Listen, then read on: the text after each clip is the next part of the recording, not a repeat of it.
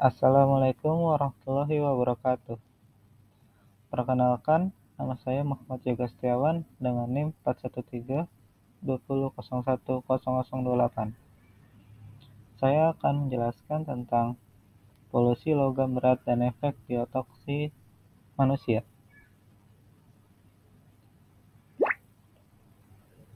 Pendahuluan. Istilah logam berat mengacu pada elemen logam apapun yang memiliki kerapatan relatif tinggi dan beracun, atau beracun bahkan pada konsentrasi rendah. Berat logam adalah istilah kolektif umum yang berlaku untuk kelompok logam dan metaloid dengan kerapatan atom besar lebih dari 4 gram per cm kubik, 3 atau 5 kali atau lebih besar dari air. Namun, menjadi logam berat memiliki sedikit hubungannya dengan kepadatan, tetapi menyangkut sifat kimia. Logam berat antara lain timbal atau Pb, kadmium, Cd, seng, Zn, merkuri, Hg, arsenik, As, perak, Ag, kromium, Cr, tembaga, Cu, besi, Fe, dan unsur golongan platina.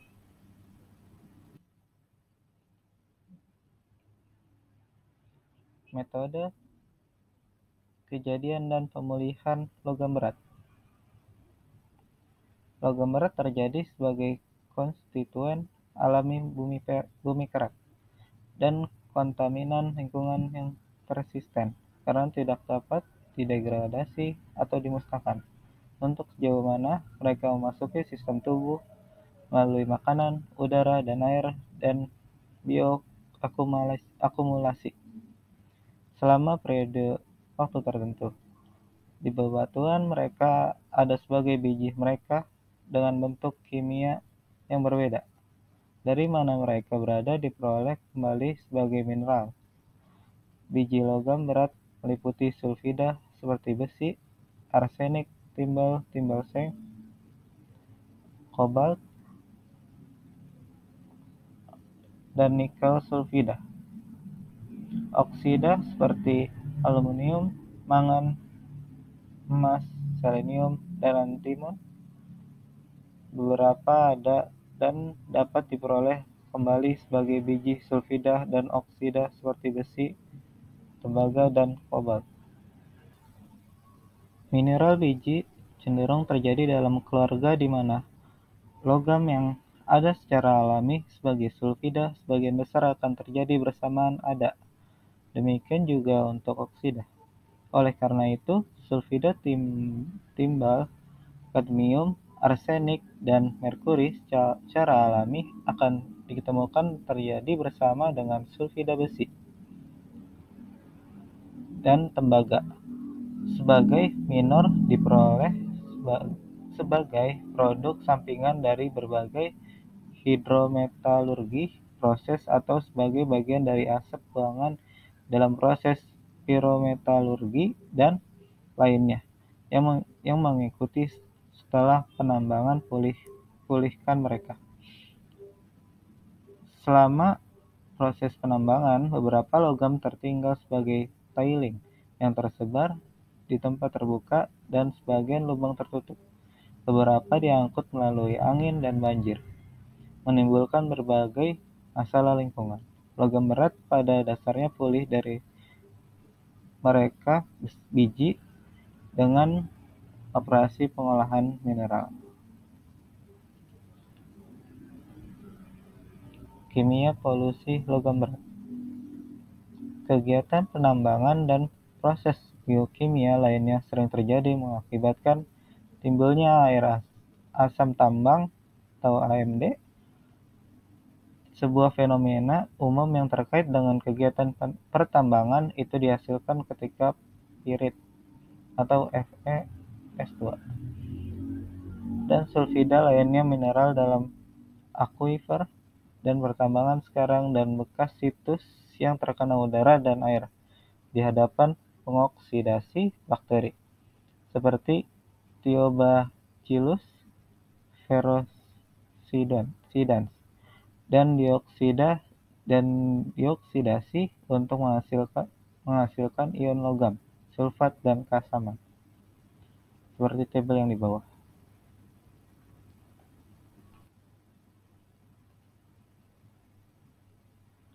Survei literatur menunjukkan logam berat di pertambangan situs tercuci dan dibawa oleh air asam ke hilir.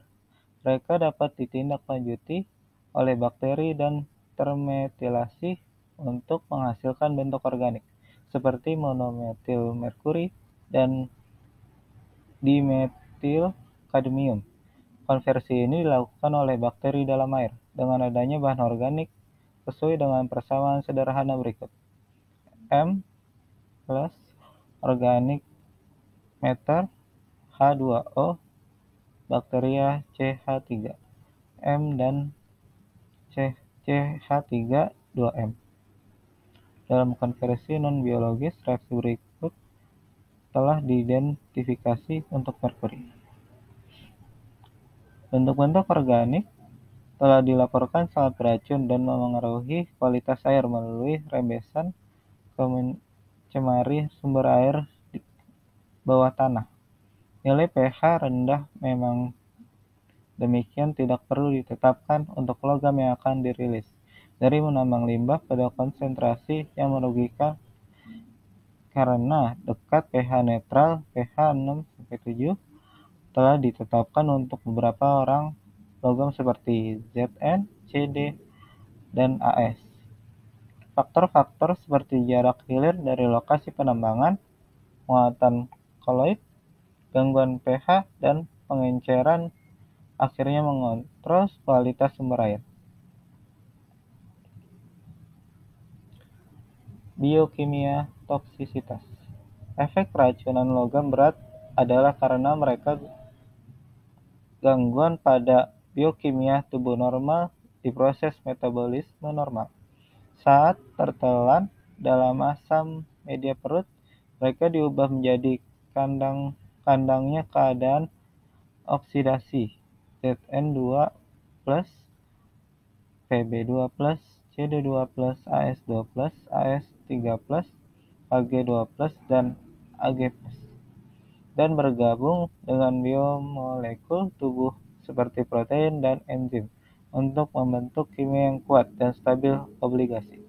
Persamaan di bawah ini menunjukkan reaksi mereka selama pembentukan ikatan dengan gugus sulfidril atau -SH dari sistein dan sulfur atom metionin, di mana A sama dengan ikatan intramolekul, B sama dengan ikatan antarmolekul, P sama dengan protein, E sama dengan enzim, M sama dengan logam atom hidrogen atau gugus logam di atas kasus diganti dengan logam beracun dan enzim demikian terhambat dari fungsi. Sedangkan senyawa protein logam bertindak sebagai substrat dan bereaksi dengan enzim metabolik.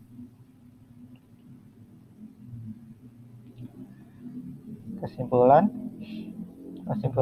logam berat penting dalam banyak hal bagi manusia, terutama dalam pembuatan produk penting tertentu saluran yang digunakan manusia, seperti akumulator, Pb, lampu merkuri lengkungan dan termometer, Hg, perkakas, Al, dan berbagai macam produk lainnya. Tapi efek biotoksik bila terlalu terpapar, mereka bisa berpotensi mengancam jiwa karenanya tidak bisa diabaikan. Sementara logam ini dalam banyak hal sangat diperlukan tindakan pencegahan yang baik dan penempatan yang memadai. Kebersihan nasional harus diambil dalam menangani mereka. Meskipun keracunan logam berat GH dapat diagnosis secara klinis dan diobati secara medis, pilihan terbaik adalah mencegah berat polusi logam dan keracunan manusia selanjutnya.